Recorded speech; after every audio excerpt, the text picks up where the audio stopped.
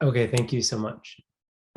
So hello everyone again and welcome. I'm very happy to be with you here this evening and to share. And so tonight's topic, we'll be looking at intercultural competence in TESOL. And I wanted to just echo, currently I am in the 6th week of a 14 to 15 week semester where I am working with undergraduate students in the US context. And the goal of the course is to help support students as they prepare to become teachers in the US context. And I think one of the interesting things about TESOL is the notion that we are, going to be working with speakers whose languages are different from English. And we know that language and culture are very closely connected. And so you cannot separate someone's cultural identities from their language practices. So if we think about them, they really do go hand in hand. And to know a language is to know the culture, and to know the culture is to also, know the practices. And so I would just say, there will always be some sort of learning process. So I would suggest that we are all in the process of becoming, right? And so just as we learn new language over time, we also learn new intercultural understandings over time as well. And so one of the things that we should do as language learners is give ourselves much grace, because we'll make mistakes. We maybe will not always understand things. Sometimes we will need some clarification. So tonight's topic is really to help us to kind of see and understand these notions. And so we're going to begin with just a visual metaphor for intercultural communication. And then we'll spend some time thinking with Hofstede, who has a theory on how different cultures interact in different ways, specifically around individual versus collectivist cultures, something he theorizes as power distance, which has important implications for teaching and learning, because often in settings, the students have less power than the teacher. The teacher is able to assign marks or scores or a grade. The teacher is often older than the students. The teacher often has more educational background or experience. And so these things all impact how the teacher interacts with his or her students. And then there are a number of other cultural factors. For example, what is the culture's view about time? What is the culture's understanding about masculine or feminine or male or female gender roles? What is the culture's understanding around how people are expected to behave in different social settings? So all of these things factor into a sense of intercultural communication. Then we'll spend some time discussing register. And I think register is an important part of intercultural communication because different languages have different honorifics. So I might have mentioned this before, but in the English language, we have brother and sister. We have mother and father. We have grandparents. But when I was studying Chinese, there's a much more honorific and hierarchical notion. So there is the Chinese honorific you is nin, nin, whereas the more informal you is ni. So if I'm greeting someone like a leader or a police officer, I would use the more honorific you, nin, rather than ni. So these are factors for honorifics in language that factor into how we should address people. And so in the Chinese context, there are ideas like older brother and younger brother, mother's father and father's father. So these are different factors that are the cultural values are reflected in the language, and the language has different words to be using in different settings. And so we'll talk about that. We'll also talk about the role of pragmatics, and this is probably something that you have already studied, but I'll share a few thoughts about this. Oftentimes when we're learning a new language, there are cultural values, as I said, embedded in the language, and we might misunderstand what someone is trying to say to us. Then we'll talk about how intercultural communication and views of differences in intercultural contexts affect things like assessments. So the idea of cheating or the idea of plagiarism looks different in certain contexts than in other contexts. And often these are bound up in notions of culture. And then finally, we'll talk about resistance, which is the idea of sometimes resistance to learning is actually a good thing. So normally we think of resistance as a bad thing. And I want to suggest that if students are resisting something, they're trying to communicate something to us. And so we'll give some examples there. So I'm very much looking forward to the conversation. As I said, I'm currently teaching undergraduate students, and we too have spent time on Piaget and Vygotsky. We've talked about different methods and approaches to TESOL, like communicative language teaching and audio translation and or audiolingual and grammar translation. So all of these factors are very much things that I'm doing in America with my own students right now. And so I think to be a part of a broader TESOL community is to be in conversation with these theories that have shaped our fields in the last 50 to 60 years. So as I did last time, I would always like us to consider what knowledge or what ideas do we already know. So as we enter into this conversation tonight, what are your current understandings of intercultural competence within TESOL? Then I would ask you to consider, what do you hope to take away from the lecture or from the discussion tonight? And finally, how can you apply the ideas that we discussed here to your future teaching? I think these are important considerations that we should all attend to in our minds. And so just take a brief moment to think about what do you already know about this topic, and think about how you might apply this topic to your future teaching.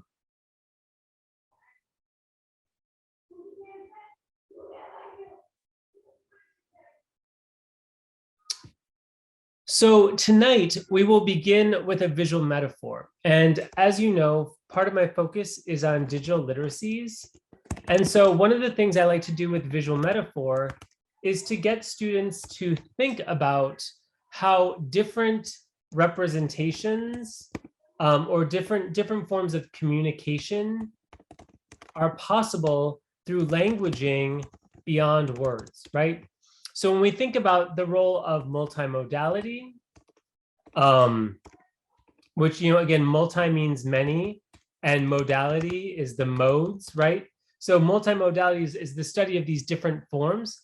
And we also can think of the semiotic, which is the idea of signs and symbols and how they are culturally understood.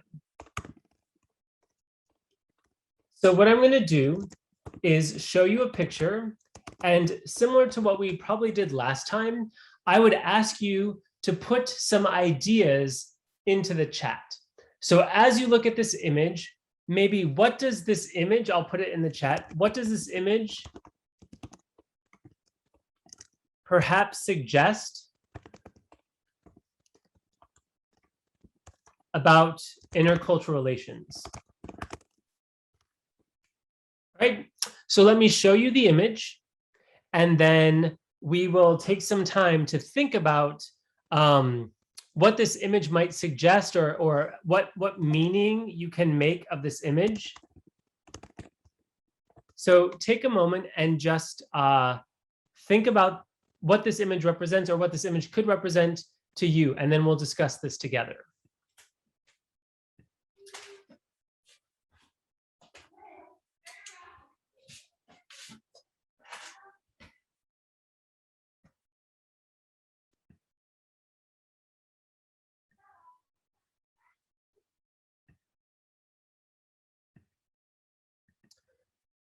So as you look at this image, I welcome you to put some of your ideas into the chat. So a student, Rifta, suggests combining two different things or types into something. Yes, I think this image suggests that. What other ideas can we have about this image?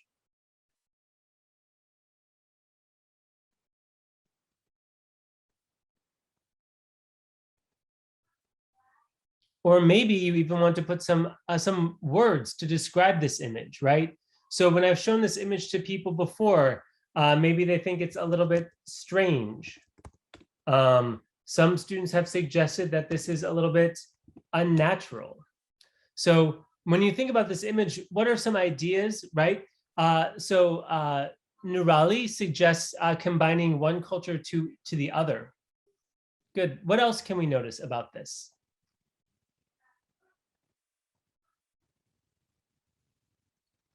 So a student, Bima, suggests connecting diversity, and another student, Rockman, suggests forced.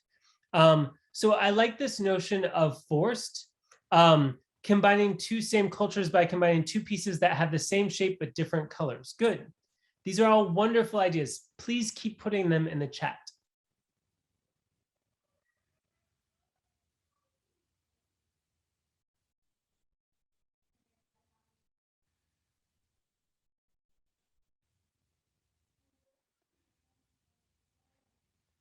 Maybe one or two other thoughts that you might share about this image.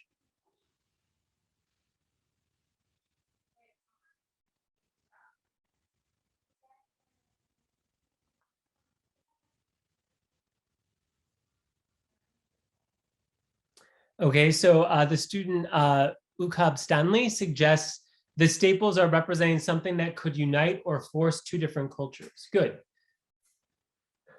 And maybe one more thought or comment if you would like to share your ideas. These are all, as I said, very good ideas. All right. So Dewey Fidelia suggests combining two different races or varieties. So I really appreciate your interactions with this visual metaphor. So when we think about differences, we're forcing two things to become one. Good. So we can definitely see from the image that it appears that two apples are sliced in half and put together. And one is a red apple and one is a green apple. So we're picking up on the idea that the different colors suggest variation, or maybe it suggests different backgrounds. We could even suggest different cultures. And people are saying that it's forced. So if we think about the thing that is holding the apple together, in the English language, we would call these staples, right? And so the staple is actually metal, right? It's made of some small metal, but the apples are both, they're natural objects, right? And so if we think about this, what if we were to come back to these apples in a week? What maybe would happen if we returned to them a week later?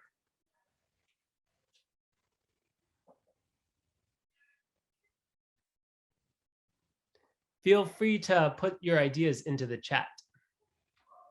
Right.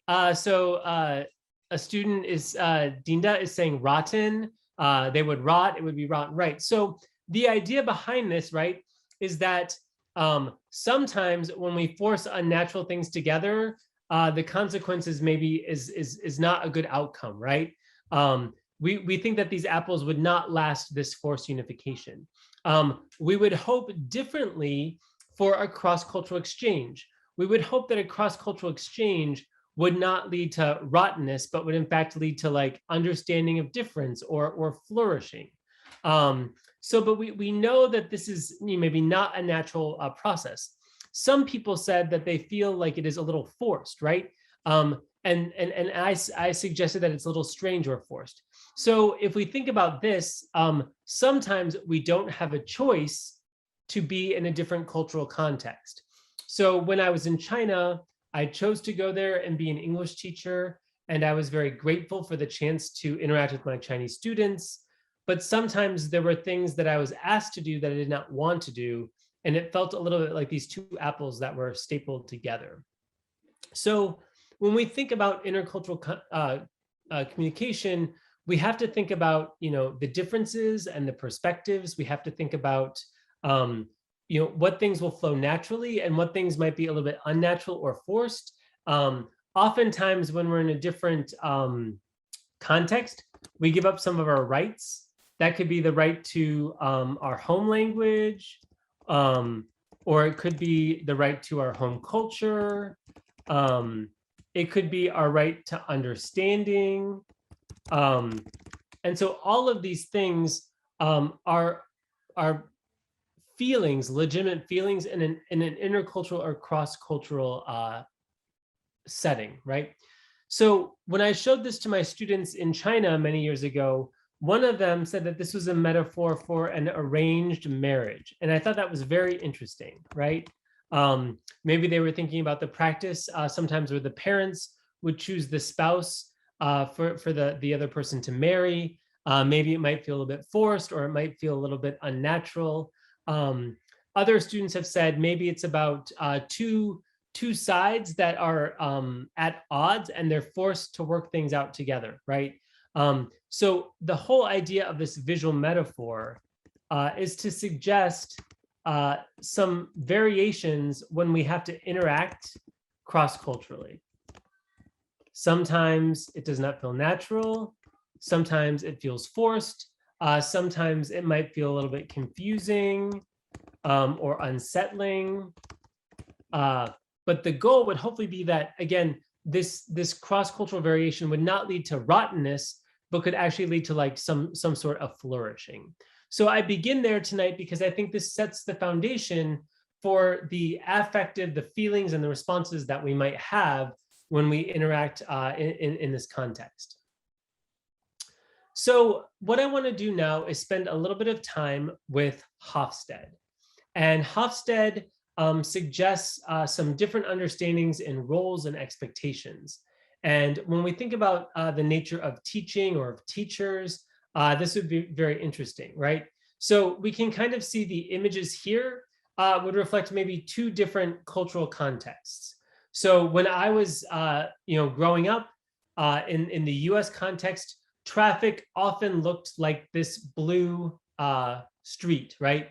Most European or most Western nations would have traffic that flows more like this. But if you went to a different cultural context, you might see traffic looking more like the red.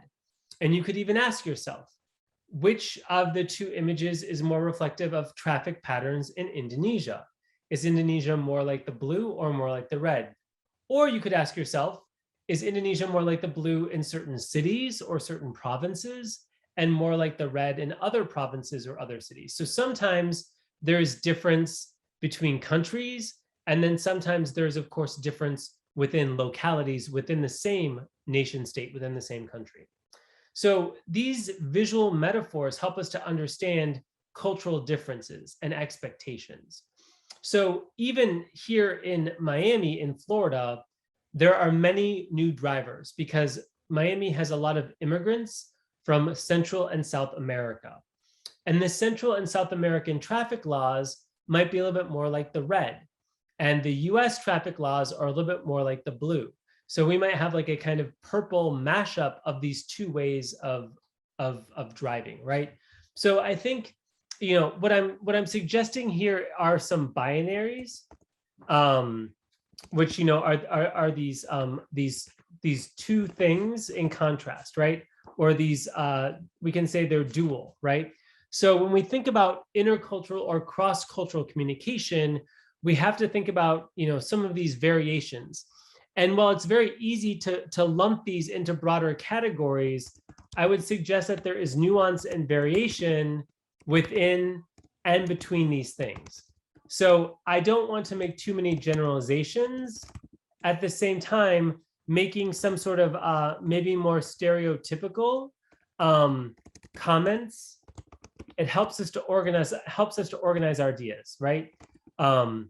We have to chunk ideas, right? So even though most of America is more individualistic, it doesn't mean that all of America is individualistic, right? So we have to balance these things. But broadly speaking, when we look at the whole of the culture, they generally fall into one or two of these different categorizations. So in Hofstede's research, he did some examinations of collectivist versus individualist cultures. And when we think about this notion, individualistic cultures often value the individual over the community. Conversely, collectivist cultures often think about the benefits of the community more than they think about the benefit of the individual. So on a scale from 0 to 100, you can see that the United States ranks 91. The United States is a highly individualistic country. And part of the reason for this is because of our founding, right? The US was basically founded breaking off from Great Britain. And so we even have Independence Day, which is like our national holiday. And that's the 4th of July, because the day that we declared that we would no longer be under the rule of Great Britain. So part of our cultural history as the United States is centered on individualism because of independence. Now, other cultures are much more collectivist in nature, where the ideas of the community matter more than the views of the individual. And we can see here that there are many Central and South American nations that tend to fall more on the individualist side. Now, when you look across different countries, the average score is 43, so maybe tending a little bit more in the world towards a collectivist orientation. But we can see here some of these Western countries, especially Great Britain and its colonies, Canada and the United States, are much more individualistic. So we'll have to take this, excuse me, into consideration when we think about what it means to be a teacher in these different contexts. Then there's also the notion of power distance. So when we think about power, we often think about authority, or we can also think about control, right? So in the United States, I am a new professor. And so I am at the lowest rank in my university. After I teach at my university for 6 years, I have the chance to earn tenure, which gives me a promotion. And at that time, I will not be at the lowest rank in my university. The highest rank at my university is the full professor, but I also have chairs, and I have a dean, and I have a provost. So when we think about characteristics of a low power distance, it's often a view of the distance between the common person and the leader. So if you think about who your boss is, do you want to have a closeness to your boss? Do you feel like even though you have a boss, you're generally pretty equal? You both work for the same institution, you both work for the same department, you can kind of negotiate for your relationship. The boss asks you to do something and you say, oh, I'm a little bit busy. Do you think you could ask someone else to do that task, right? That would be a negotiation with your boss that could happen in a low power distance country. But in a high power distance country, if your boss says to you, oh, I really need you to come in this weekend, and this weekend is actually your daughter's birthday, and you do not want to work because you have this birthday party. In a low power distance country, you could say to your boss, oh, I'm so sorry. I would love to help out our company. I would love to come and work this weekend, but I'm afraid that it is my daughter's birthday, and it would be very bad of me to miss her party, and she, in fact, would be very sad. So can I come in and work next weekend instead of this weekend, right? That is a kind of conversation that you might have in a low power distance society. But in a high power distance society, this type of conversation would be very difficult, right? So in low power distance organizations, there's negotiation, there's discussion. You don't have to say yes to every request. You can actually say perhaps not, or maybe, or it depends. Sorry. So and then again, these are visuals that suggest, right? So you can see here in this image with the green, the boss stands just a little bit taller than all of the workers, and the boss is still in the center, but the boss is almost pretty equal with those that the boss leads. Then there are high power distance societies, which are much more hierarchical. So you might have the boss at the very top, and then you might have other people at the bottom. And if you look at this society, we often also talked before in a different class about gender differences. So you can see in high power distance societies, maybe men are more easy to have the higher power than women. And also these cultures are characterized by respect for the leader, by strong authority difference, by dependence on the top person. Maybe you have to sit and listen to a lecture, and just you can't give your opinion. The boss just tells you all the ideas, and even if you disagree with the ideas, you don't have a chance to correct the idea. And then also just a high amount of decree, right? So maybe it's in speech or maybe it's in action, but you give a lot of deference, you give a lot of favor to the person who has and exhibits the higher power. And so then in this image, we can see visually the boss somewhat towers over the other workers, or somewhat is much larger in influence and much larger in stature and in decree. So when we think about the role of the teacher, we can think about kind of this matrix between high power distance societies and low power distance societies. And we can also think about the nature of individualism versus collectivism. So as we plot out these ideas, tell me, where do you think most English-speaking countries fall? Maybe UK, US, or Australia. And then if you had to suggest what quadrant or what area would Indonesia factor into? So please put some of your ideas in the chat.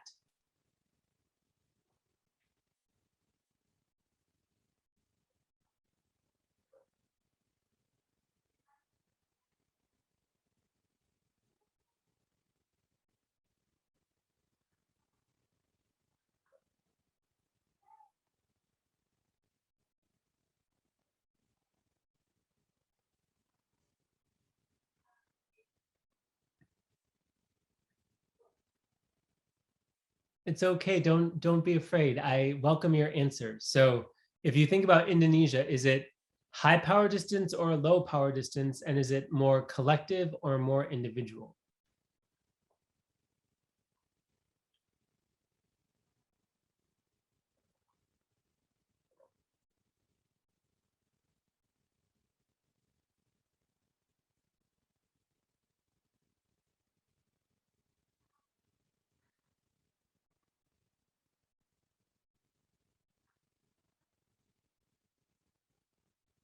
Okay, these are all in agreement. So you are part of this cultural background, and you are all sharing that generally speaking, there is higher power distance.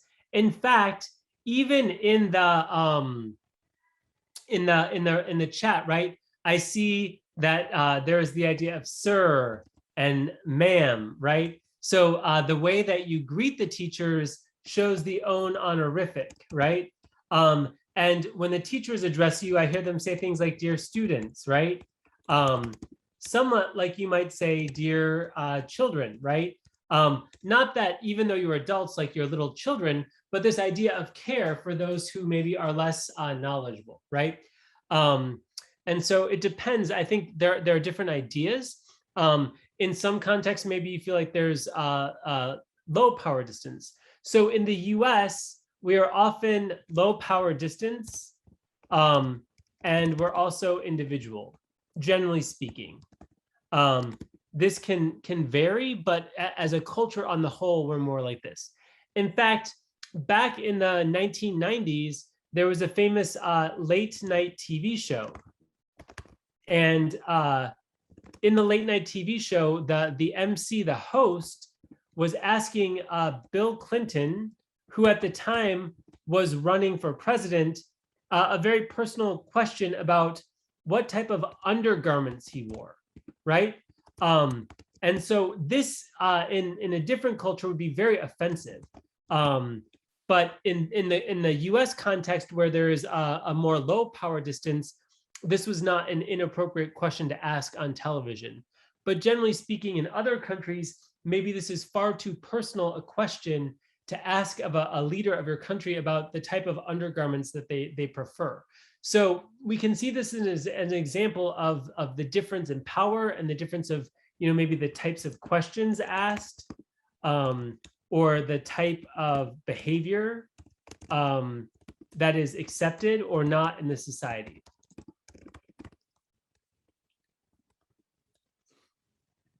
Okay, so there are kind of different factoring, and when we think about someone that is like a high power distance and very individualistic, the teacher is often maybe seen as an authority, and the learner is seen as more obedient. They must obey what the teacher has to say.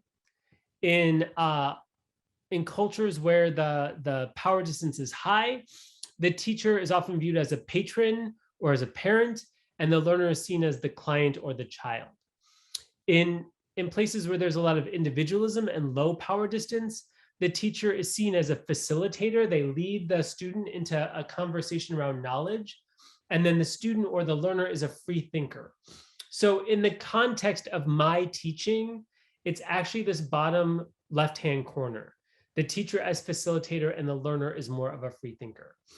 In collectivist society with low power distance, the teacher is sometimes seen as an outsider and the learner might be viewed as a rebel. So as you know, I spent a long time in China, and these are some common differences in cultural determinants for the Chinese society versus the US society. So in the United States, we have lower power distance, whereas China has higher power distance. When it comes to the individual within the society, in the US, individualism is very high, but in China, individualism is very low. When we look at the masculine versus feminine cultures, both China and the United States tend to generally be more masculine cultures, right? So we think about like patriarchy versus matriarchy, right? In some cultures, women have the decision-making authority. In places like Thailand, even though they're both men and female, they have a more feminine culture overall compared to like maybe China.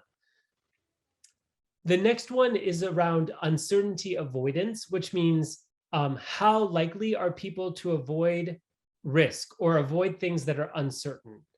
So in the US, there's a higher sense of uncertainty avoidance.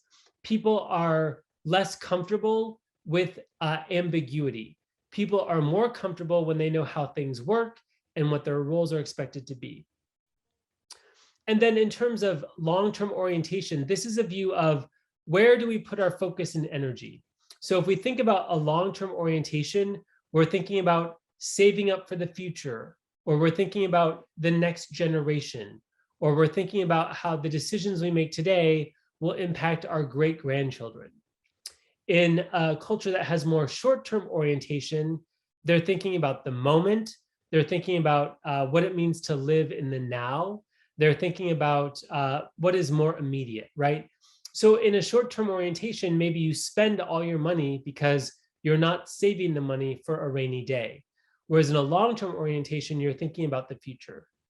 And then finally, the last one is around indulgence. How likely are people to indulge themselves, whether that's buying something for themselves or doing something for themselves? And we see that America is generally speaking a more indulgent culture. So you're out with friends and you see this really great handbag. Let's say you're a woman, and your friends say, "Oh, you've worked so hard. In fact, you just got that promotion. You should buy this handbag. It will make you happy." And so, in fact, you buy the handbag because I just got a promotion and I'm out with my friends and my friend said I should do this. So even though I didn't save for this, even though I didn't plan for this, I'm just going to do this, right? So these are different cultural values for how people spend their time, for how people use their money, for how people think about the present versus the future, for how individuals relate to other people or to themselves, and for how individuals give reverence or give respect to those who have more power over them, and even to how individuals engage or not in risk-taking or in risky behavior or in cautious behavior. All right, so at the end of the evening tonight, we'll have a chance for you to ask some questions. But generally speaking, these are some of the different domains or some of the different considerations for intercultural communications. So if you are a teacher from the United States and you are teaching someone from China, you would need to consider that most of the ways that they approach learning might be very different from the way that you as a student approach learning. Most of the ways that they treat you as a teacher will be different from how you were treated as a teacher. So I will give an example of this. I was a young teacher, and this is back in 2000, and I was graduating from university, and I was doing my teaching practice in a local school. And I had a great relationship with my mentor teacher, who shared with me her approaches to disciplining students and managing the classroom. And I learned a lot from her side by side. 1 year later, I went to teach in China. And China is a much more collectivist society. And China is also a shame-based society. So Chinese has the concept of face, and it's very bad to lose face. You want to preserve face, right? And face is a sense of personal honor, or it could be honor of the group. And I'll never forget, I was in the office planning my teaching plan and working on my lesson plans. And my colleague, Eric, who is also from the United States, and I were both talking about our next lesson. And 5 boys in the 5th grade all came into the office, and other Chinese teachers are working in the office. So the office is shared. Maybe there are 10 people in the office working on correcting their lessons or giving feedback to students or marking tests and assignments. And a Chinese teacher gets up and walks over to the boys, and he shouts in Chinese at them for about 2 minutes. And each of the boys lower their heads. They do not look the teacher in the eye. And 3 of the 5 boys start crying. What had happened was that one of the boys had been misbehaving in class and causing the other boys around him to not pay attention to the teacher. So the teacher wanted to bring the boys into the office to discipline them. And he did that in front of all the other teachers so that the boys would feel a sense of shame over disrupting the teacher's class. And because in the Chinese context, to lose face is a very bad thing socially, some of the young boys began to cry because they felt a sense of sorrow over what had happened in the class. And the important thing was that the boys were showing respect by not looking at the teacher. So even though he was speaking directly to them, they did not look at the teacher. Now in the US, if you give eye contact to the teacher, it shows them respect. And if you don't look at the teacher, it is disrespectful. So it was actually the opposite of US and China, right? In China, there's a public sense of shaming. In the US, the teacher might talk to the student one-on-one after class. So all of these different ideas show how teaching practice differs in different cross-cultural backgrounds based on these different cultural orientations. Okay, so what I'm going to do again, if we go back, it's these 4 quadrants. So the teacher as facilitator and the learner as a free thinker is in individual societies with a low power distance, right? So in these types of teaching contexts, there is often an expectation for student participation or for student interaction. It's often very student-centered, and students are seen as actively contributing to the learning process. In these types of classrooms, the students may challenge the teacher, or they may disagree with the teacher, or they can even criticize the teacher if they feel that the class has not gone well. So in the US, at the end of every semester, my students give me feedback. And the feedback is taken into account for my promotion, or if I can get, a raise in salary. And so often in the US, teachers want to make their students happy, because if the students say bad things about the teacher, they will freely express their idea or opinion, right? Sometimes at the higher level, the teacher is even called by their first name. So when I was studying for my PhD, my advisor, who is Dr. Dunn, said, please do not call me Dr. Dunn. I would like you to address me by my first name, which is Alyssa. And I said, okay, I'm happy to call you that. It will be a little bit awkward for me at first because I'm coming out of China, and there everyone would use the honorific. They would use the title. They would call you Dr. Dunn. And she said, oh, Dr. Dunn makes me think of an old person, and I'm not so old, and I just want you to call me Alyssa.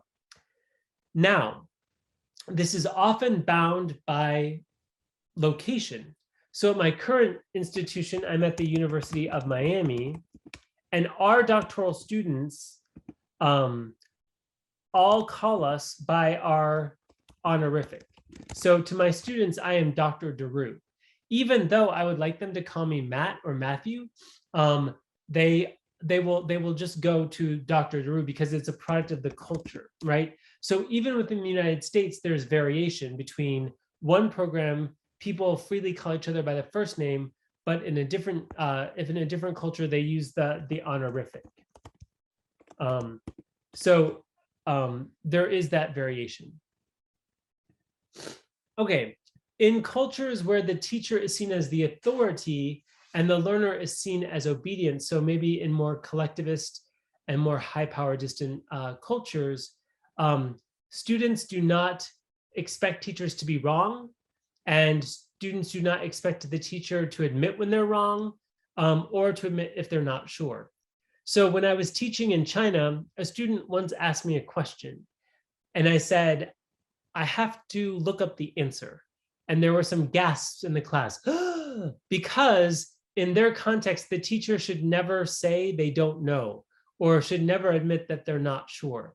And by me saying, oh, I have to go look this up, it took away my credibility in the cultural context, because a teacher in their mind should always have the right answer. And if they don't have the right answer, maybe they should lie. And then if I say the wrong answer and I tell a lie, the students will never say that's a lie, because the learner should not critique the teacher or the professor. These cultures are often bound by lectures where the teacher deposits knowledge into the students, and the students often just take what the teacher says as true. They take on the teacher's ideas at face value, and they don't necessarily question or push back against the teacher. In these cultures, memorization of knowledge for a test is often valued, and there's a clear distinction around questions that they are right or wrong. Sometimes in other cultures, maybe we want to qualify, or maybe we want to say there is doubt, right? It's unsettled, or we don't fully know. These are the kinds of responses that would be less acceptable in this cultural context. And then teachers are often addressed by their titles and their last names, and they're often feared, right? So when we think about high power distance, it's not a sense of social closeness, right? In fact, it's actually distance, right? There's a lot of distance between the students and the teachers. In cultures where the teacher is more of a patron or a parent and the learner is more the client or the child, this often takes place in societies where the leadership structure is very hierarchical, and the teacher as the patron or the teacher as the parent would protect the students. Maybe they would help them enter into the career and be seen as a mentor, and students give respect and loyalty as a part of this, right? So in some ways it's kind of transactional.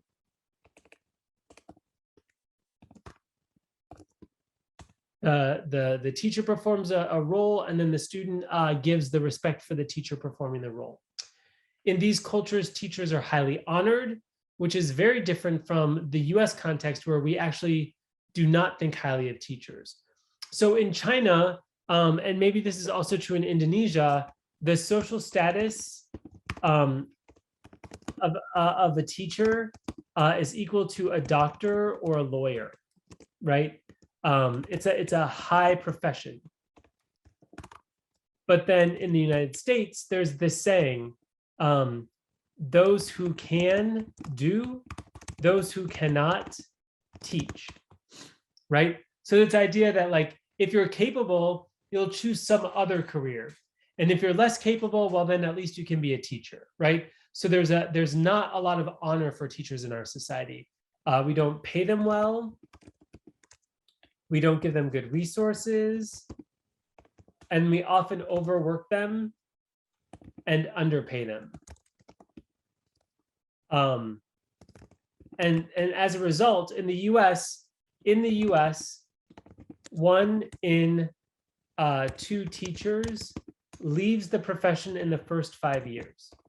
So we have a really high teacher turnover rate because teachers are not honored, teachers are not respected. All right. In this one, students are dependent on the teacher and their own independent learning is not often encouraged. And what is most important is the idea of a relationship between the learning, between the teacher and the student, right? So it's a highly relational endeavor. There is a sense of respect and honor. Students depend on the teacher and they don't try and learn on their own. And then in the last quadrant is this idea of teacher as outsider or learner as rebel, right? And so this is often concerned about maintaining the identity of the group, and yet, they also want their students to be suspicious of things outside, things not part of the local, and also to social change or to social movements. However, if the teacher is not belonging to the in-group, then he or she is considered an outsider and the students form a group against the teacher and do not want to have a relationship. So let's say you're asked to move to Germany and Germany has the teacher as outsider, the learner as rebel, right? So you're working in a German school, they say to you, you're from Indonesia, you're not German, you're not part of our culture, you don't speak our language. And so therefore, even though you're a teacher, we will sit under your teaching, but we will not form any sort of relationship with you. We will not be warm to you. We will not be kind to you. They might show them honor, but they're not going to, engage much with the teacher. So these are the different ways that the role of the teacher might be taken up in individual versus collective society, and in societies where there is high power distance or there is low power distance. So I share this knowledge with you because some of you will probably always teach in Indonesia, but if you have the chance to go abroad or teach cross-culturally, the ways that you interact with your students will be shaped by the cultural values and the organization of the broader society.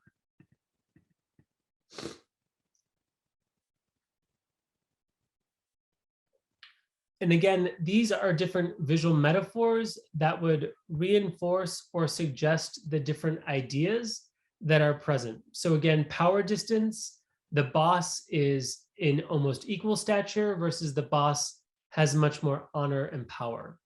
And when we think about boss in terms of teaching, we can think about the teacher versus the students.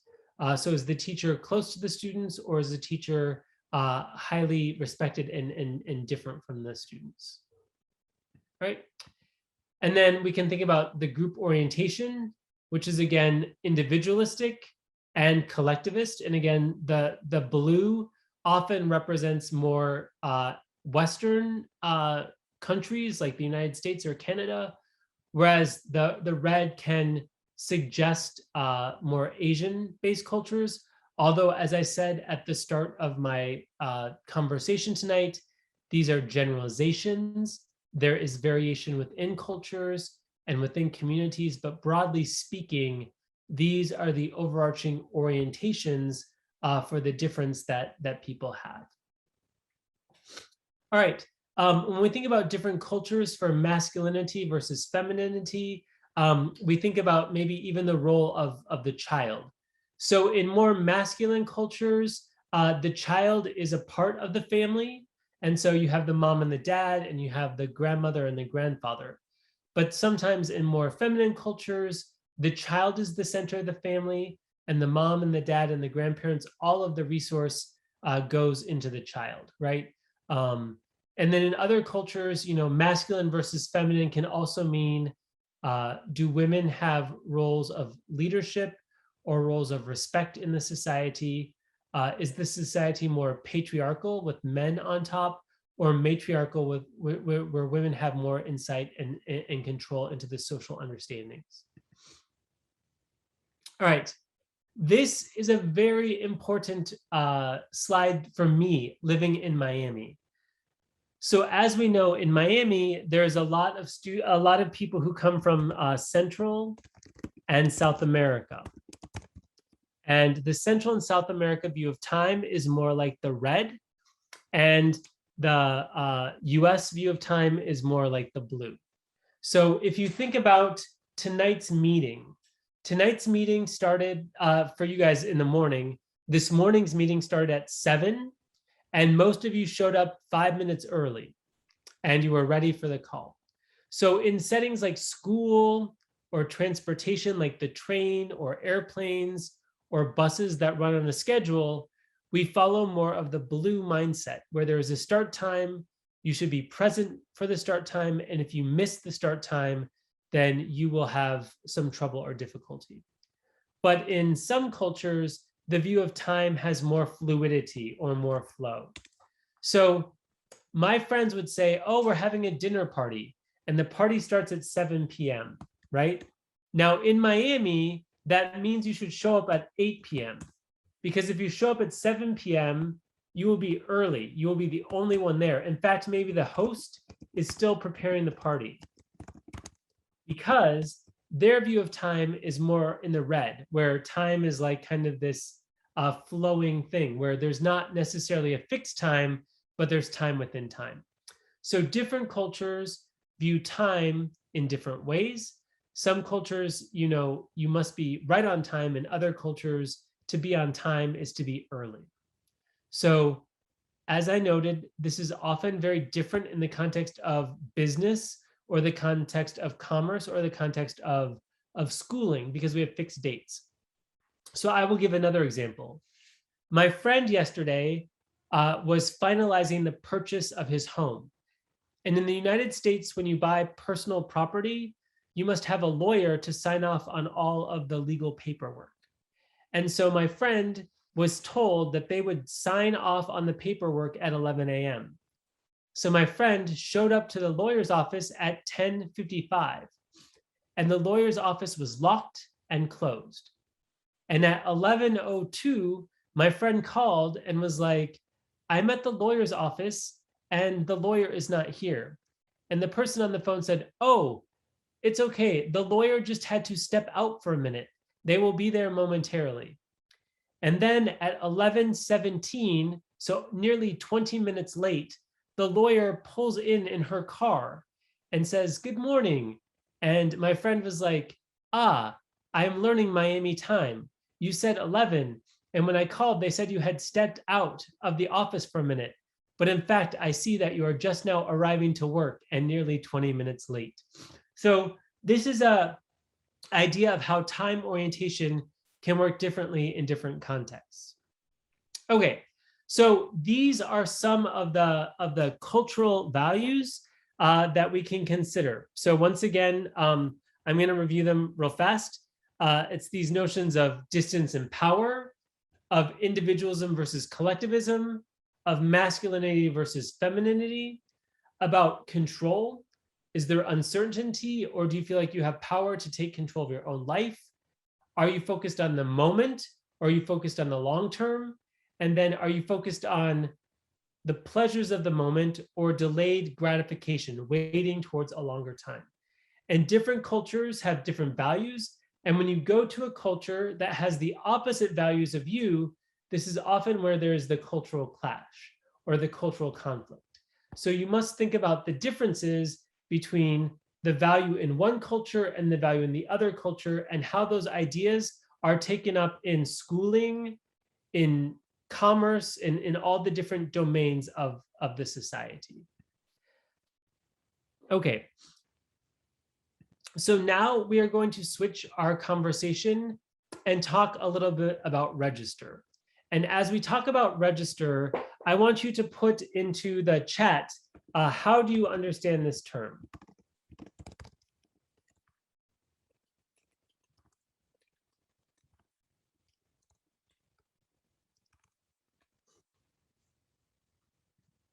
This is often a term that we think about in the context of TESOL. And so as I take a small sip of my tea, please think about, how do you understand register, or what does this term mean to you, if you've heard this term before?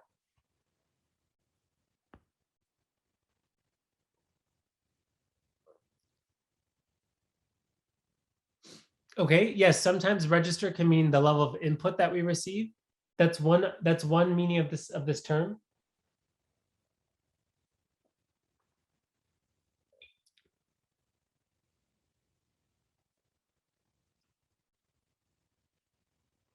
What are your other thoughts about register?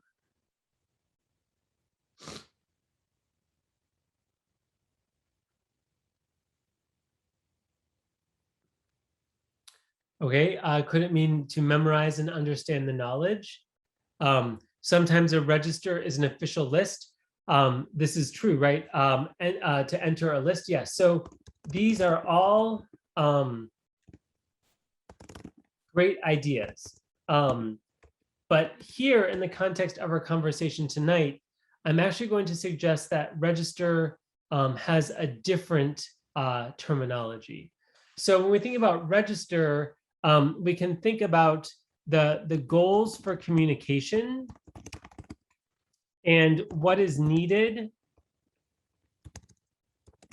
to give the right respect, or to give the right honor, or to give the right tone, or to give the right framing, right? So this is what I mean when I'm talking about register. So we can look at register in speaking, or we can look at register in writing. And so what we're going to do is we're going to look at an example of register in writing. So I'm going to share the PowerPoint screen again. And I want you to look at these two emails that are sent by a student to the professor, letting them know that they're unable to attend the class.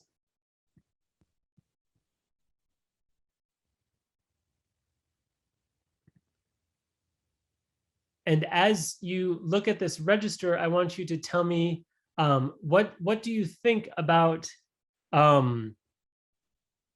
what do you think about these emails?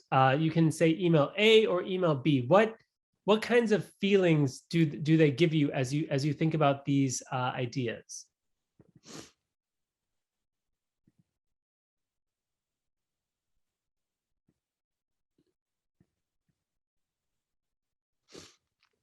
All right, so one student is noting that they think that the email B is more casual, and I think that that would be very true.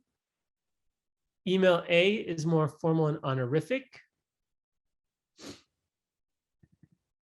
What else are we noticing? Email A would be a more appropriate way to talk to a lecturer. Email A is more formal. Yes, so these are all very good ideas. Email A gives more respect. So I think that these are all really important considerations, right? So we want to think about these things to understand the differences among them, right? So in the first one, they give the correct honorific, Professor Deroo. In the second one, they almost use like a nickname, right? So my first name is Matthew, and then my shortened form is Matt. But sometimes people, as a term of affection, might call you Maddie. And then instead of saying my family name, which is Deroo, they instead just go to the initial, right? So it's much less formal. So when we're thinking about register, we can often think about genre as well, right? So when we think about genre, this is the genre here is this is an email, and it's to note absence of class, right? And so the goal of this is to inform the professor. And so maybe the professor has a policy about absences. Maybe the professor, this is my policy. If you are feeling ill and not able to come to class, then please let me know ahead of time, and the absence will not count against you. But if you don't tell me that you're going to miss the class and you just skip the class, then I am less likely to give you credit because you did not give me this notice in advance. So both of the emails achieve the same purpose. Both of the emails let the professor know that the student will not be in class. But one of the emails is more expressive because it follows the proper register, right? It's more formal, it's more respectful, it is more overall more appropriate, right? So when we think about register, we can often think about the appropriateness of speech. And that can also be or of writing, right? So what registers work in what context for what ways? And so we should draw students' attention to register, and they should know what is the appropriate level of my speech, or what is the appropriate level of my language, my writing, my form. So this is, I think, a good example of the two approaches to register, and why we should consider, who are audiences and what is our purpose, right? So the professor could be very gracious to both students and say, your absence is excused. Or the teacher could say to the student in letter B, thank you for letting me know that you can't come to class tomorrow. However, your email does not follow the proper decorum that we would expect, right? So it would be like, even tonight, I'm showing up and I wear the collared shirt, and I have the professional attire on.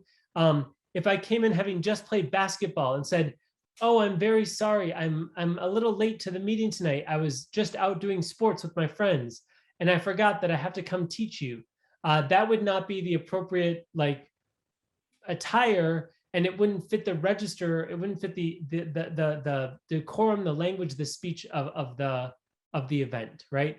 So we need to draw students' attention to when should they use certain registers and what is required for these different tasks. What register to use in what setting, and what types of language are most appropriate for a communicative task, right? So that's the bare essentials when it comes to this, right? And so when we think about registers, right, it's how we use language in different ways in different contexts for different purposes. That's another way to put it. Register refers to the ways that we use language in different contexts for different purposes.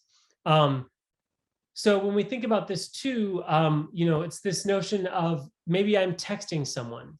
And if I want to text someone and let's say it's my friend and they did me a favor, right?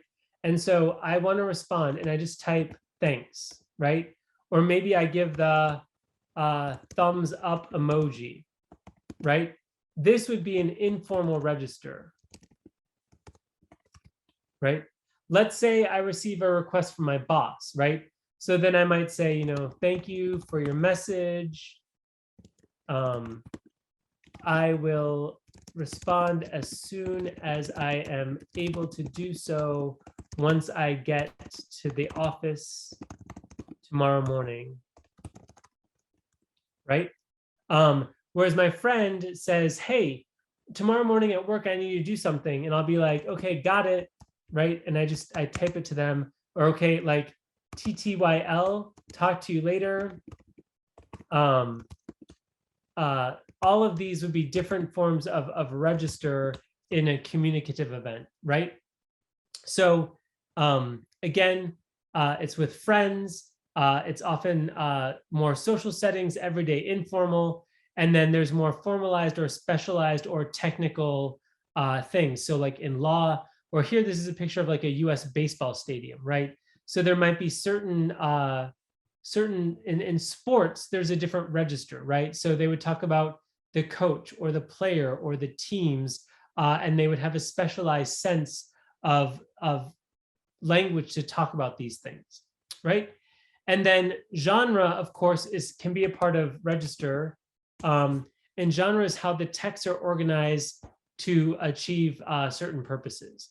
So often you can have a narrative event, which is like a retelling or a recounting of something.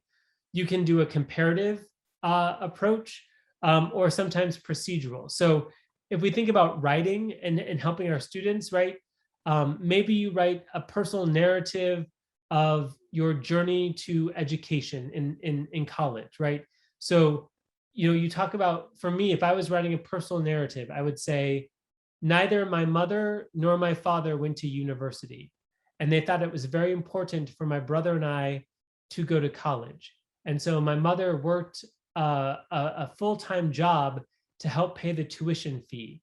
And this is a huge part of, now I'm a PhD, and I never could have become a PhD if my mother had not allowed me to go to university in the first place, right? That would be a narrative. Comparative would be me and my brother. So my brother is also a doctor, but he is a medical doctor. So we could compare his experience in graduate school with my experience. And that would be very different. So in my experience, I read a lot of books.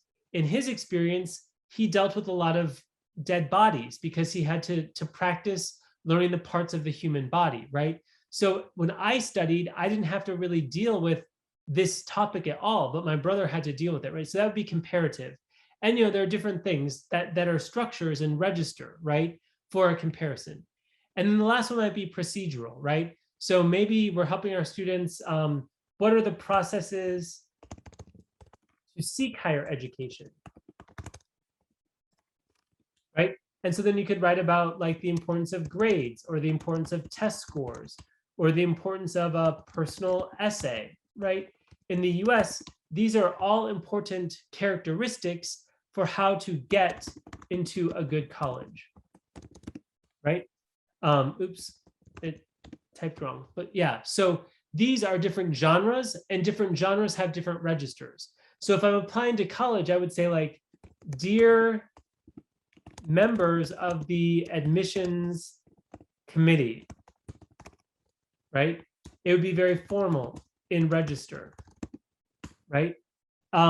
Let's say that I'm writing now to my former advisor, and I would say, hey, Alyssa, I am doing a training for teachers in Indonesia. You had that really great PowerPoint 3 years ago. Could you send it to me? I want to use some of the pictures. Thanks in advance. Right? Now, let's say that I'm writing my department chair. Dear Dr. Sakata, on Wednesday, I will be in the field gathering data.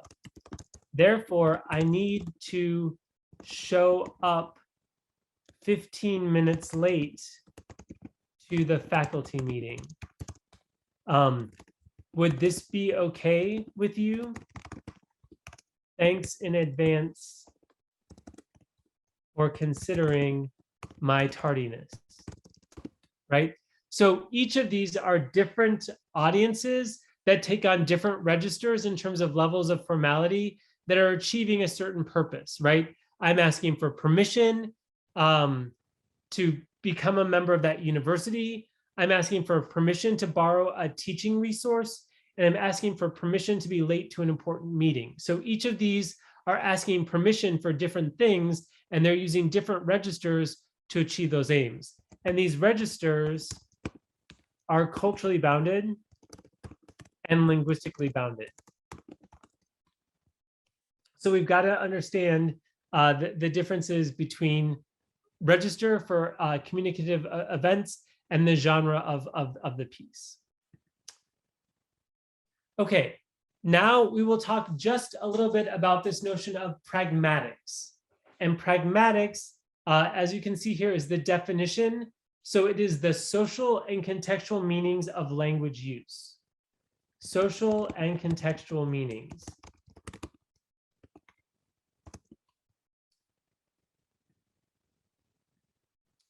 So let's say I am moving houses and I'm going from one house to another, and I have hired a moving company. And I say to the movers, can you put this couch on the truck, right? So in this relationship, I am the owner of the couch, and I am the person who is paying money to the moving company to take my materials and move them to a new place. So in this context, I am the client and they are providing the service. So my request to them is, maybe it's this piece of furniture is ready to be moved onto the moving truck, right? So I'm kind of in some ways giving them a command. And the reason that I'm giving them this command, but I'm asking it as a question, is based on pragmatics, right? Kind of the notion of like, can you do me a favor?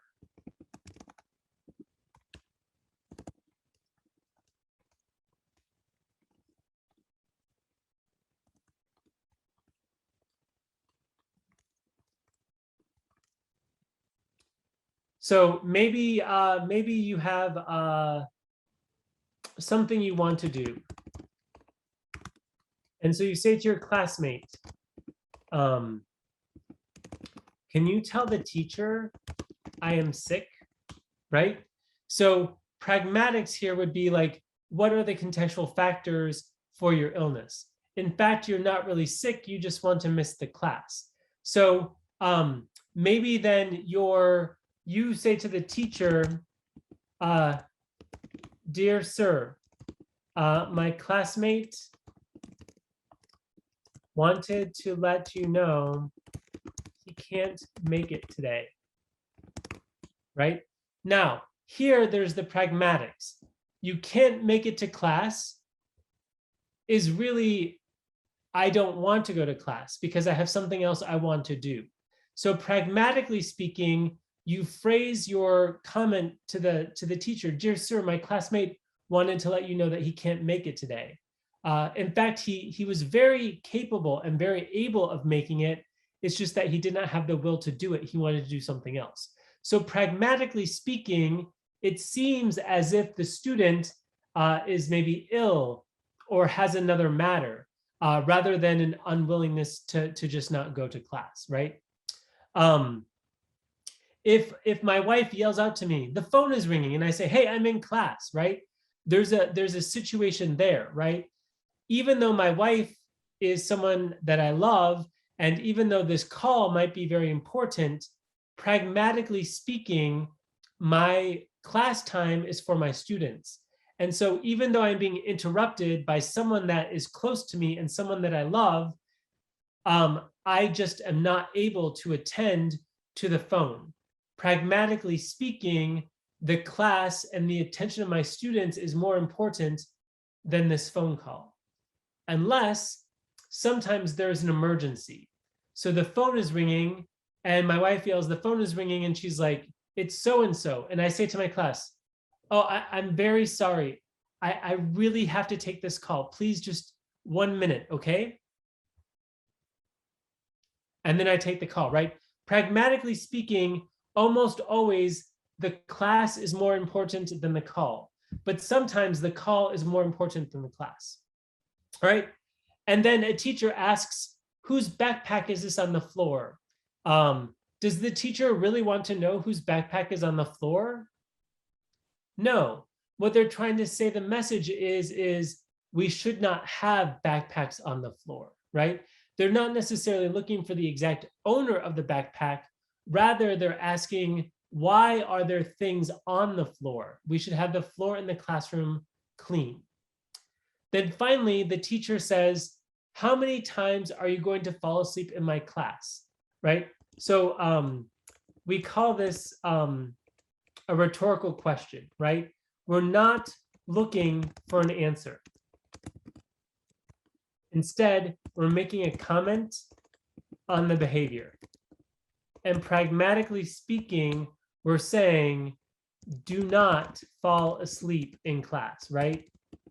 So the pragmatic, the student, if they don't understand, might say, oh, I fall asleep every time I'm tired in your class. And the teacher would say, I'm not asking you that. What I'm trying to ask you to do is to not sleep in my class. Okay, so this is an interaction between a teacher and a student in a classroom. Thanawan, the teacher of Thanawan asks, why are you still reading instead of doing your math? And Thanawan responds, because I'm not finished yet. And the teacher interprets his response as rude and disobedient, but Thanawan did not understand the teacher's pragmatic meaning, which was here an indirect request that they would move on. So when we're thinking about intercultural communications, and when we're thinking about cross-cultural examinations, sometimes we must read between the lines, or we must listen between the lines. Okay, I will give you some examples in Chinese. So in Chinese, you're at a party, and you have been at the party for 3 hours. And the host says, oh, it's getting late. What is the host pragmatically trying to say? Put the answer you think is the answer in the chat. Yes, thank you, Theresa. Yes, so you should go home, right? Maybe you are at a meeting, and you say to your classmates, or you say to the people at the meeting,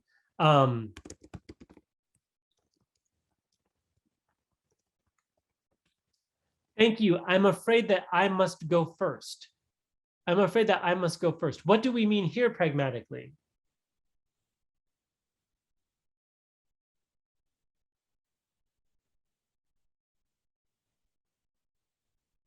What might this mean?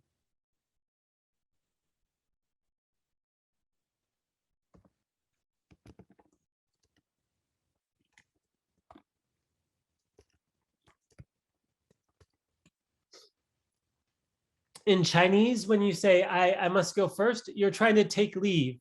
You're not able to stay, right? Yes. So it's a polite way to say that you cannot remain, right? Pragmatically speaking. Sometimes people might say, oh,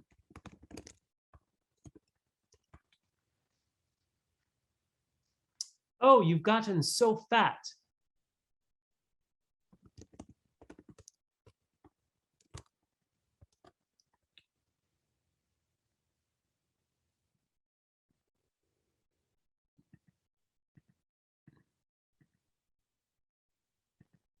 What do you think?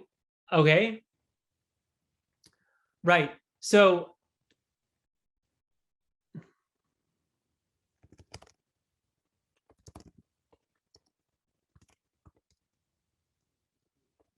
these are all great guesses. But in the Chinese context, if someone says you have gotten fat, it means you are healthy and well fed, right? So you don't see someone for like a month and they say, oh, they in Chinese there's a 你胖了一圈, which means you have grown fatter by 1 ring. And this is actually a compliment because it means that since I last saw you, you are healthy and well. right? Now, the opposite of that is you've lost weight, right? Oh, you're looking a little skinny, right? So this is take better care of yourself, right? Now, in the US, it's very rude to say that someone is fat or something is fat, right? But in the Chinese context, pragmatically, this is about the well-being and the health or the good health connected to being fatter. It doesn't literally mean that you're fat. It just means that you're healthy. But if you hear this, you might be offended by it, right? So when we think about language, we have to think about what is offensive or not based on social values and connotations. So all of this deals with the pragmatics, and pragmatics are connected to the appropriateness of speech in certain social or cultural contexts. Okay, so now we're going to turn to our topic of assessment, because I think often when we're dealing with cross-cultural difference, practices and assessment can be a challenge, because there are different cultural values for how people act or interact in a learning situation, right? So here's 3 different images. You know, one is that they get the F and then wrong, and then this other one is like all this markup, right? So in some cultures, this would be seen as good feedback, right? Look at all the red ink to help the student, right? In other cultures, this might be seen as overwhelming or demoralizing or shaming to the student, right? So what is the role of feedback in teaching, right? Do you say to students, you have failed? Or do you say to students, you have room to improve, right? So all of this is about how you frame things with assessment and what is the cultural value. Now, when I taught in China, they posted the test scores for everyone to see. And the reason for that is because it's a shame-based culture and they wanted people to be competitive, right? So if you want to have higher grades and you know that they're going to post your score, then you should do your best so that you are higher up on the list than your classmates.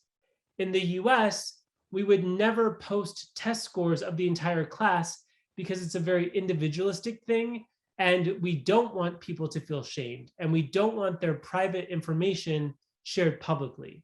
So this is a difference of cultural difference in China and the US. In China, they post the test scores to make people more competitive and to try harder. In the US, we don't post the test scores because we want to protect the people. Okay, so you would want to ask yourself, when it comes to cheating, what constitutes cheating to us? And here, us can be the school, or it can be the culture, right? What do we consider to be cheating, right? And then would this same thing be considered cheating in a different culture? So if I was going to go teach in, I don't know, Sri Lanka, would the people in Sri Lanka view what I view as cheating, yes or no, or what difference? And then what is the teacher's responsibility to discourage cheating, right? Or in some cultures, what is the teacher's responsibility to encourage cheating, right? Because in some cultures, it's like, I'm going to leave the classroom right now. Everyone is going to take this test, right? And the teacher purposely leaves the classroom because the teacher knows that students must get a certain score, and the teacher wants to help the students achieve this certain score. But if the teacher is in the classroom, then the students can't share their answers. So the teacher is expected to leave the classroom to give the students the opportunity to share their scores so they can get a higher score, which reflects well back on the teacher, right? So these are the different expectations around cheating. And we should ask ourselves, like, how is cheating appropriate or not appropriate in the context? All right, so in cultures where cheating is not to be tolerated or not to be accepted, like in the US, you would want to set up conditions where cheating is not easy to do or cheating is not natural to do. Maybe you would create conditions where there's no reason to cheat. So for example, in my classes, I do not give my students tests. I give them projects and written reflections. And the reason behind that is if I give them projects and written reflections, there's no way that they can cheat because they're just expressing their learning to me through writing. So they could steal someone else's writing and that might be cheating, but generally speaking, I want them to show what they know. And so by not giving them a traditional test, but by instead making them apply their knowledge and learning to a paper or to a project, there's less opportunity for cheating because it's not multiple choice or true, false, or fill in the blank. They're choosing how they want to demonstrate their knowledge. Now, in some cases, we can make the stakes are too high to cheat. So for example, if you cheat in the US, you will fail the course, right? So the cheating is so high that if you get caught, you will lose all credit in the class. And so the stakes are too high to cheat. Conversely, like I said before, sometimes you make the stakes too low to cheat, right? So you would say to students, this test, you can use all of your notes, right? So if students take good notes, they're going to use their notes to apply to the test. And there's no need to cheat because they can already use their good note-taking skills to help them do better on the assessment, right? So you should consider in your future context, like what is the role of cheating in your school or in your culture, and then how do you respond to this notion? Plagiarism is also very big in the Western countries. So plagiarism is this idea, of course, of copying another person's words or images or ideas without giving credit to the person who created these ideas, right? And so you can consider what cultural context you will be in the future, like which ones will you join, and how does that culture view plagiarism? Is it prohibited? Is it accepted? Is it expected? And then what is the role of the teacher to discourage plagiarism? Should the teacher not discourage it? Should the teacher definitely discourage it? Should the teacher report it if it happens? Or should the teacher not report it if it happens, right? So in my context, if someone plagiarizes, I would say to them, I think that this is taking someone else's words without giving them credit. And then I would say to them, is this true? Did this happen?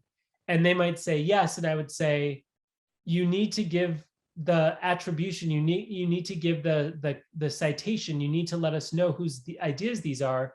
If you don't revise this, then I will report you, right? So here I'm giving the student a chance. They have done the wrong thing and I know they've done the wrong thing, but rather than reporting them, I give them a chance to fix it so that they can take care of their error.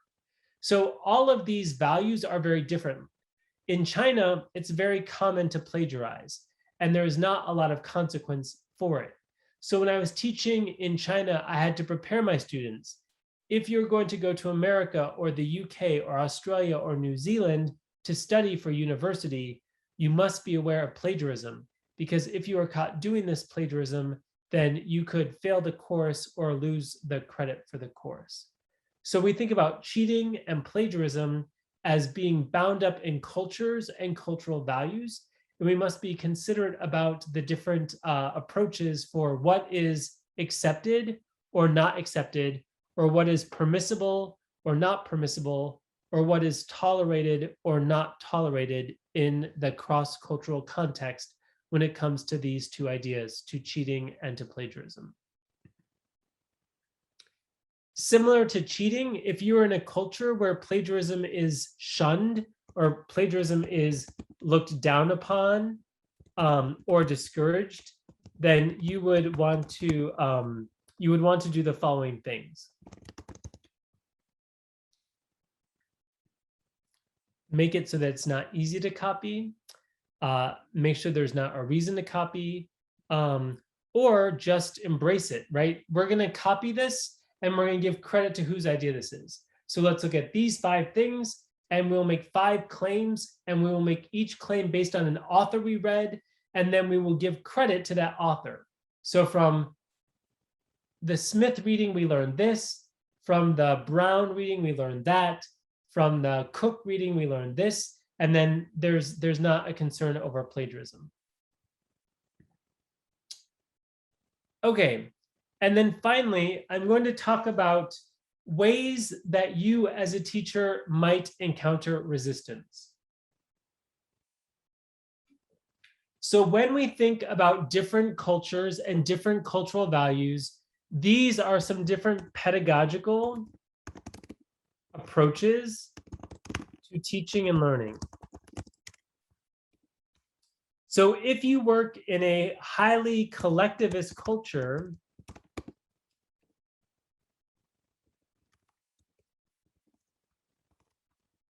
their learning style is actually quite competitive and independent. So when I was teaching in China, like I said, they put the whole class scores up on the board.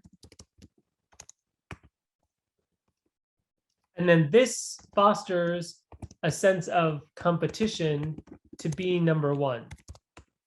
Whereas in the US, it's a very individualistic culture, but we often work in groups, and we often do group work. So if you're trying something out and you're teaching cross-culturally and you're in a different cultural context and you find students are really hesitant to engage in group work, or maybe students have done a composition and you want them to give feedback to their classmates, you want them to do some peer editing, and students don't do peer editing, right? Maybe the student will say, I am not an expert, or I could give wrong advice,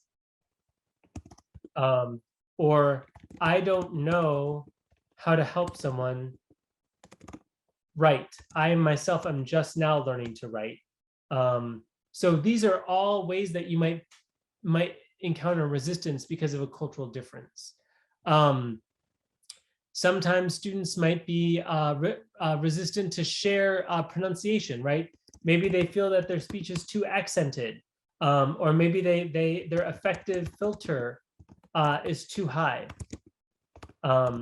They don't like to speak out or speak up in class. They don't like to speak out with other partners. Sometimes in the context of TESOL, we ask students to chant, or to rap, or to sing, or to dance, right? And in different cultures, these practices are either accepted or not accepted. So sometimes if you say to students, hey, we're gonna chant, or we're gonna sing, students will say, I don't like my voice, or I don't like to hear other people hear me sing, or I'm very uncomfortable moving my body in front of other people. Sometimes if you don't give enough time, then people will resist. Maybe they feel like I am unconfident. I need a whole day to plan out what I might say in front of a whole group setting. Or in some places, maybe you say, okay, class, we're all gonna stand up and we're gonna get into small circles and we're gonna move around and discuss. If students are used to sitting in their desks and sitting in rows and not grouping together or not moving around the classroom, then you could also encounter resistance. So when you meet resistance, we often think of resistance as a bad thing, right? Why won't the student participate? Why won't the student involve himself or herself? Why is the student not doing what I'm asking them to do? But when the student resists, they're actually sending you as the teacher an important message.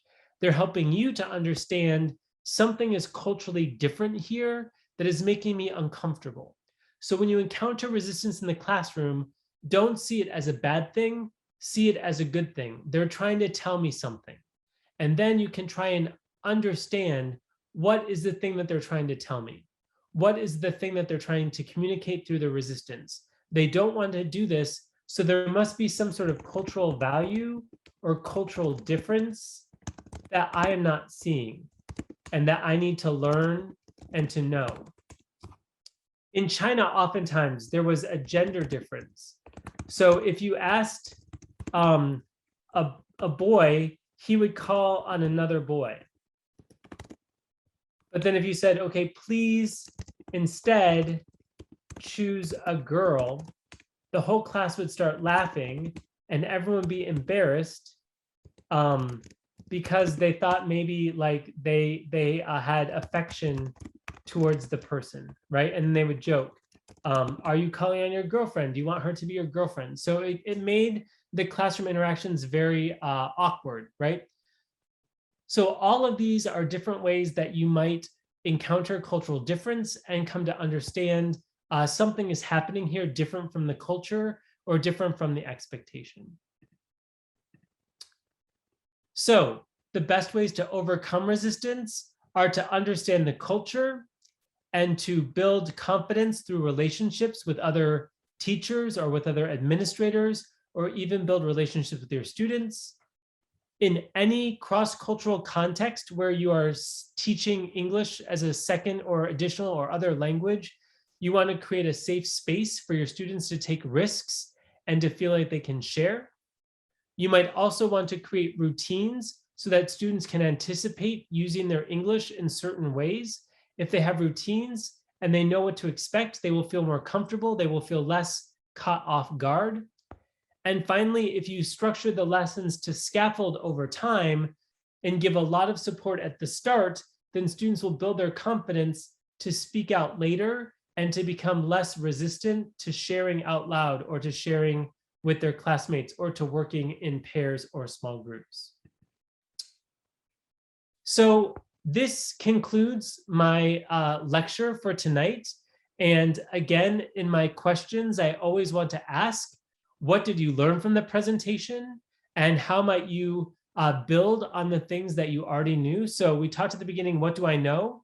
And now we can think about, what did I learn tonight that built on my previous knowledge and what I already knew?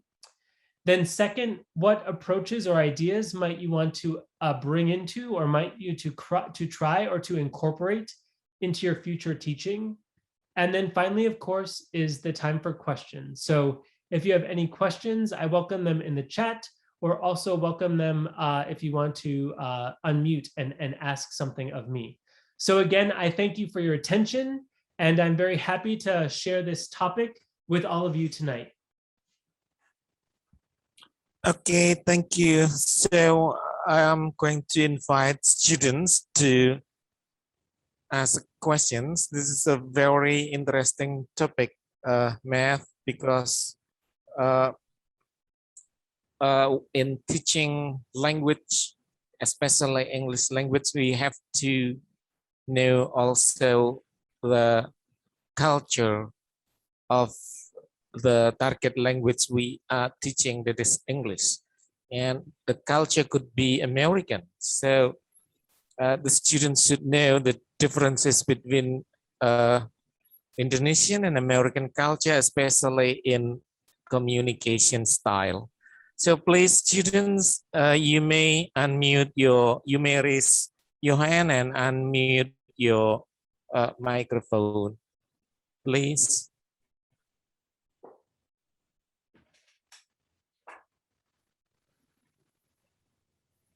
Come on.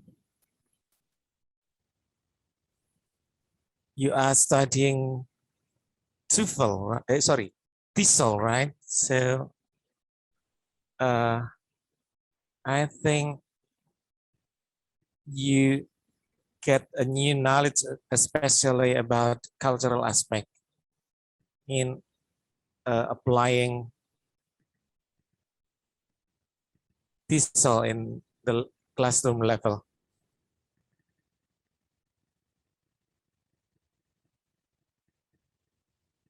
Yes, please. Okay. Anybody wants to ask questions? Oh, this is Indonesian culture, maybe. Asking question sometimes is considered, I don't know, maybe like a show off or impolite or something. Because just like you tell us about Chinese culture. It's quite similar. We are from Eastern. I don't know, in China, is there any influence of Confucianism culture or something? Yes, it's a highly Confucian culture. So all the relationships.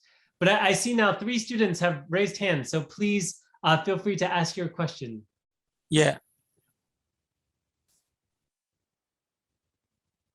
All right. This is Aulia.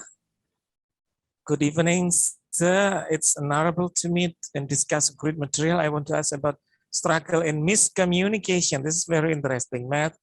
Miscommunication, especially in the classroom between student and teacher, like you explained in China.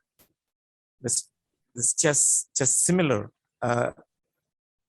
East Asia or Eastern Asian culture. Mm-hmm. Yeah, so I think a couple of things. First, if you feel more introverted, sometimes teaching is a little bit like acting or doing a performance for your students. So even if you're more introverted in your personal life, to take on the teacher presence, maybe you would try to be more confident, and you would you would maybe act in the teacher role a little different than you would act in most interpersonal roles. But you would try to have a sense of confidence for your students, even if you're a little bit more shy in your regular life.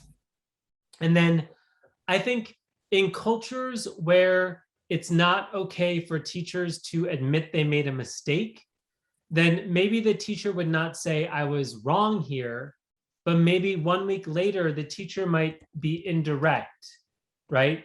And they might say, last week we were talking about X and I said Y response, right? But I was thinking this past week, and actually, I think the better idea is Z, right?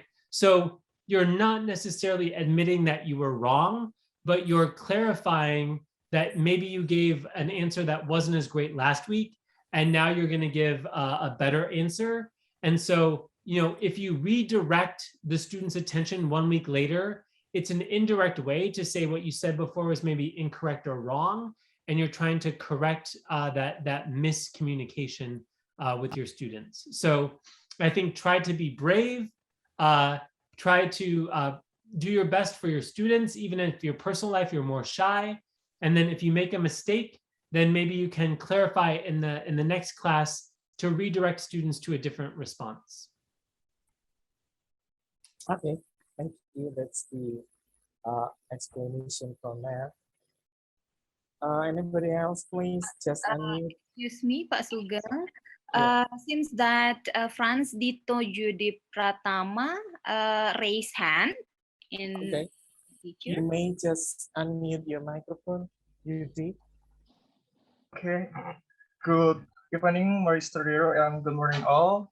I'm Franz Dito Judi Pratama from TESOL C class. I want to ask about individualistic and collectivistic. For example, in the future, if I became a teacher and I have a very individualistic student, when I give group assignment in the sense of having to apply collectivistic, my student cannot blend in with his group, so he becomes left behind from the others. What is the best step I should take as a teacher to overcome that? Because I think that group working is an ongoing activity. Okay, yes. Thank you. Yeah, so thank you for this question. So I think sometimes we must model the expectation of the group work, especially if students are not used to it. So we should show like, this is how the group should interact. And then also sometimes you can assign roles to the group, right? So one person is the note taker. One person is the discussion leader. One person is the reporter, and they share out to the class, right? So if students have an assigned role within the group, then it will help them to do the task. And then also sometimes you should show the students if they're not used to working in groups, these are things that you can do. Some people have a poster with like question starters for groups. So like, you know, can you say that again? Can you clarify what you mean? Can you give me some examples, right? And then if students have this posted in the classroom, they can look to it to support their group work, and they have a role, and they also, you've modeled for them what's the expectation in the group. Okay, thank you, Mr. Deroo. I Yes. want to understand. I shall do next. Right.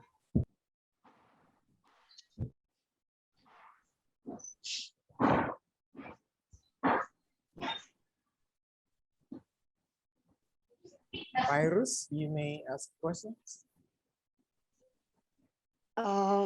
Thank you for the chance. Okay, good evening for Mr. Deroo and good morning all.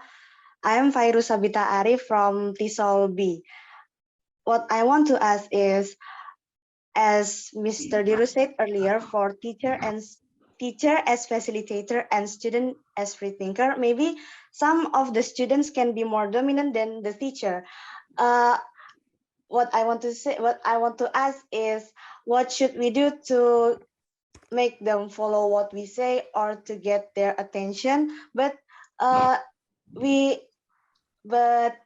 make them feel threatened?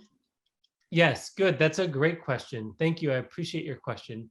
So I think there are different attending strategies to students. So, you know, I think you can sometimes use random selection. So you will say to students, you know, I have note cards here with your name, and I will choose 5 responses from students. Like maybe they've had the chance to think in a group and to share together. So as students process their answers, then you choose 5 students and say, you've had the chance to discuss this with your classmates. Now I will hear 5 different responses from these 5 students. So students feel confident in giving the response because they've already shared their ideas in a group, and then they share out with the class.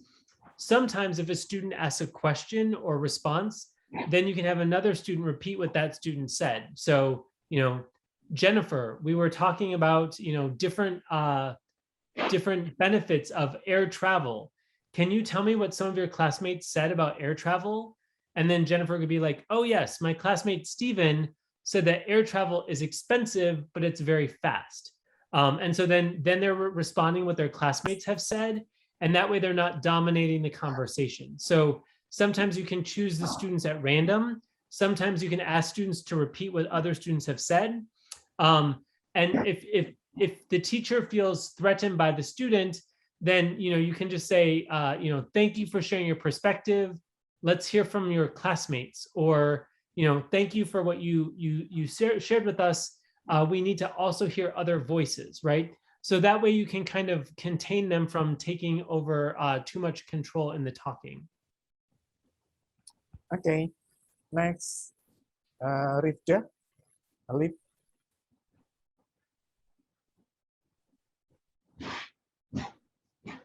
You are still muted. Yeah, thank you. Okay, thank you for the time. Good morning, everybody. Good evening, Mr. Matthew. My name is Alifia Rifdarini from the TESOL A class.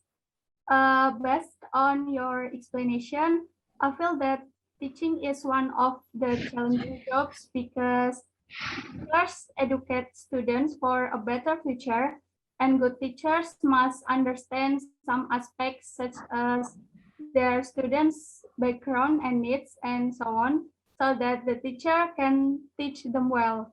And I would like to ask about your teaching experience. In your opinion, what are the most challenging things when you are teaching students in the classroom? Or maybe what are the most challenging things when you are teaching students who don't speak your language as their first or second language? Thank you. So I think one of the challenges is feeling understood. And sometimes we have to give up that right and realize they might not understand everything I'm saying, but I can support them in their learning. So I think sometimes also maybe we feel misunderstood. And so then maybe we just have to give ourselves like a sense of grace and to realize like I will make a mistake, or I will maybe not, like I want every student to learn, but maybe 3 students actually hate English. So I will do my best to encourage them. But if their goal is not to learn English, I cannot drag them to make them learn English. So I must just, sometimes I have to be okay with the Selasa students kemarin who kok don't nggak ada want to learn posisi untuk English. dosen ya? So I hope that answers your question, but I think I put in the chat, teaching is very relational, it's interpersonal, and it's very emotional, right? Because we care for our students and we care for their learning. So it's a deeply feeling-based job, because we're dealing with real people and real emotions. And learning a language already makes us feel anxious or nervous or uncertain. So we want to lower that feeling and let people feel like it's a safe space to learn the language. Okay, thank you. Next, very much, sir. Yes. Maria, please. Okay, hello, good evening, Mr. Deroo and everyone here. I'm Maria Ginanto from TESOL B class, and I'm here to ask questions that may out of topic. To start with, as far as I understand from your presentation today, pragmatics focuses on the effects of context on meaning, right? So besides, I've learned that discourse analysis is quite similar studies with pragmatics itself as written and spoken language in relation to its social context. So my question is, what is the difference between pragmatics and discourse analysis, and how can both of them contribute to language teaching? Thank you in advance, Mr. Deroo. You're welcome, and good morning to you. So when I think of discourse analysis, I think of the recorded practice of language. So whether I'm analyzing an interview or analyzing a conversation or analyzing a web page or something written, when we think about discourse analysis, it's often dealing with language that has been captured or contained from some sort of certain speech event.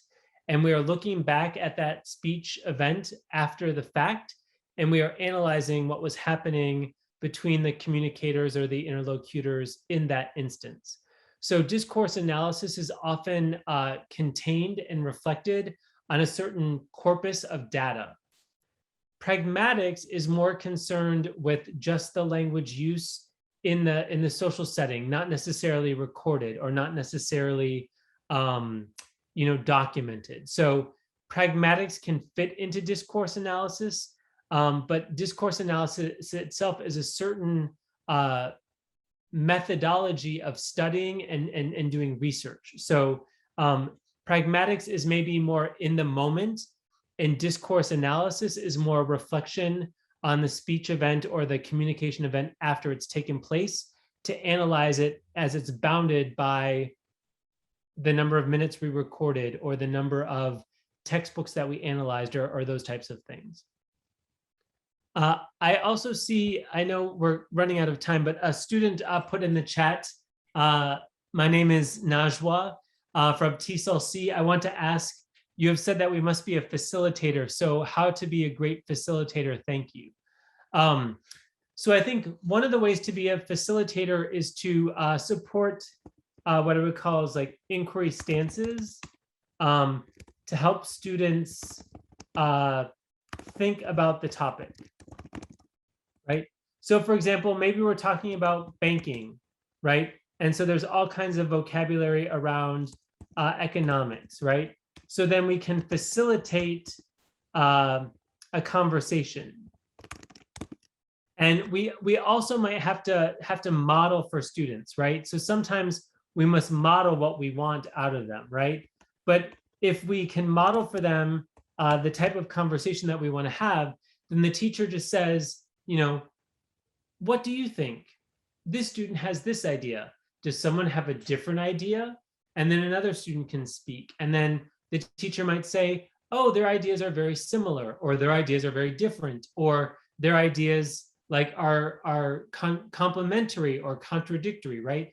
And so then the teacher is providing the space to have the conversation, And then the students are using the language to practice and interact, right?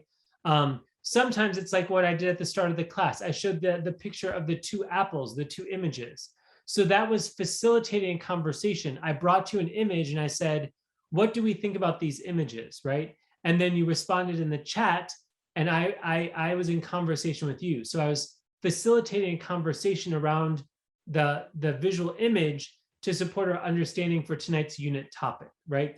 So the teacher as facilitator is presenting the opportunities for the students to speak, and then the teacher is commenting or giving feedback or having one student reflect on the ideas of another student or share the ideas in these ways.